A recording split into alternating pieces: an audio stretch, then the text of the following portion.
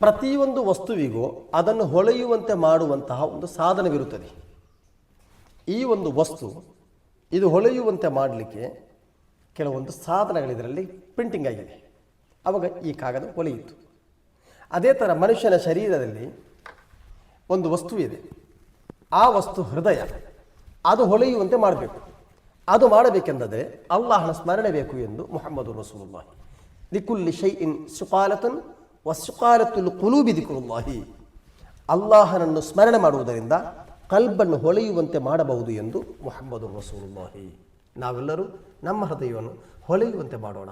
ಅದಕ್ಕೆ ಡಿಟಾರ್ಜೆಂಟ್ ಬೇಡ, ಅದಕ್ಕೆ ವ್ಯಾನಿಷ್ ಪೌಡರ್ ಬೇಡ, ಅದಕ್ಕೆ ಯಾವುದೇ ಒಂದು ಏರಿಯಲ್ ಪೌಡರ್ ಬೇಡ, ಸರ್ಫ್ ಎಕ್ಸೆಲ್ ಬೇಡ. ದಿಕ್ರುಲ್ಲಾಹ್, ಅಲ್ಲಾಹನ ಸ್ಮರಣೆ, ಅಲ್ಲಾಹನ ದಿಕ್ಕರ್ಗಳು ಧಾರಾಳವಾಗಿ ಹೇಳಿ ನಮಾಜುಗಳು ಮಾಡಿ ಹೃದಯವನ್ನು ಹೊಳಪುವಂತೆ ಮಾಡೋಣ, ಮಿಂಚುವಂತೆ ಮಾಡೋಣ. ಅಸ್ಸಲಾಮು ಅಲೈಕುಂ ವರಹಮತುಲ್ಲಾಹಿ ವಬರಕಾತುಹು.